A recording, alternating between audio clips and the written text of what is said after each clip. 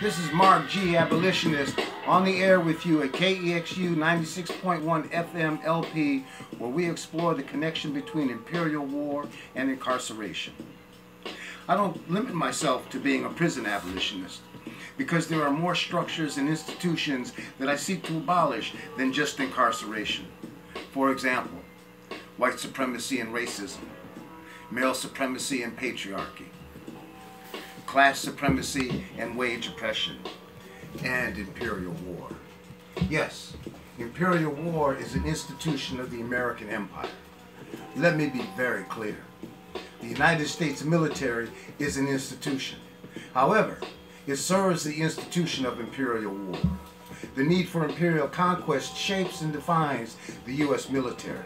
In fact, the European need for conquest of Indian lands made the development of a military necessary. Any and all who opposed or resisted were killed or imprisoned. The first reservations were in fact prisons. I'm going to talk about Vietnam. Y'all make sure you also hear Afghanistan, Iraq, Palestine, and any and every inner city in America.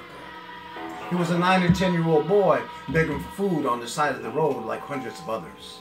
I was riding shotgun in the truck. I was the one with the gun. The driver crushed his skull with a can of sea rations. I was cruising at 1,500 feet, keep my mind and body clear and cool. A hellbound fool, mindful if you will. And that chopper landed for fuel. 5 men got on. 3 gooks, 2 Americans. 2 gooks tied up right. When we got up oh so high, 2 gooks don't talk. They threw one in the sky. And now I'm going to swing to May 4th, 1970, Kent, Ohio, Kent State University, when university students protesting the war I just described, and the racism and the barbarism of this country.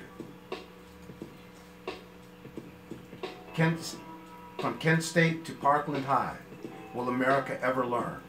By Laurel Krauss.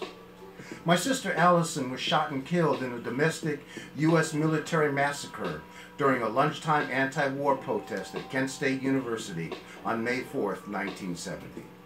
Allison was 19 years old when she was targeted for assassination.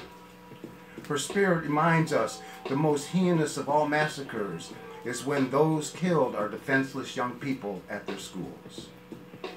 On the phone last week with my colleague, Emily Alger Kunstler, Emily told me the news of the 17 massacred, 15 injured at a high school in Parkland, Florida.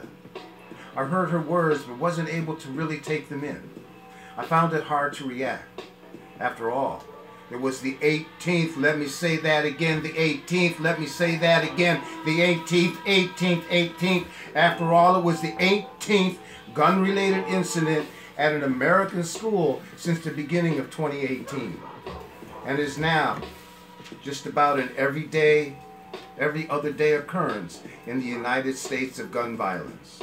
Later, as I watched the TV reporting of the mayhem and the lives lost, it struck me that I know the horror of how this feels, especially to the families personally hurt.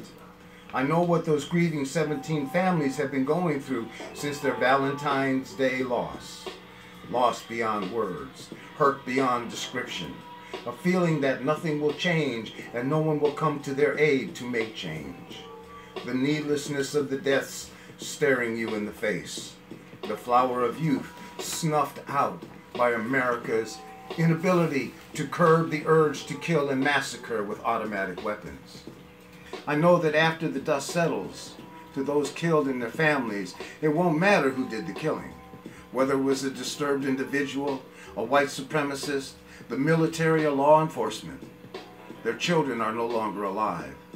The hopes and wishes for what those young people might have become are too painful to acknowledge. The family lives of those harmed will never be the same. After the dust settles, will there be healing? Will our culture demand amends be made?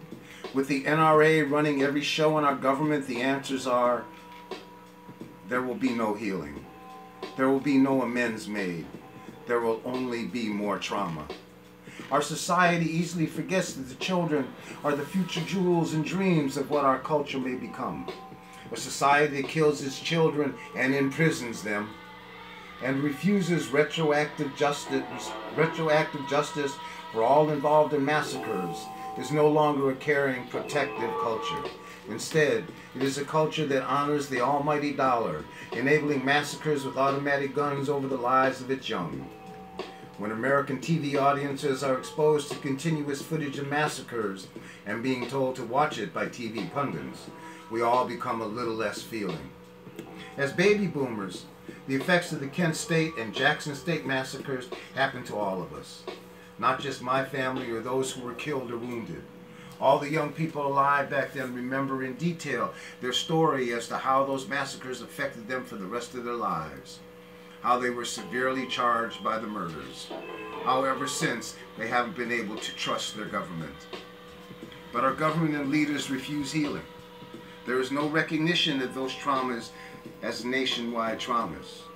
The wounds stack up over a lifetime in peace-loving folks, one massacre at a time.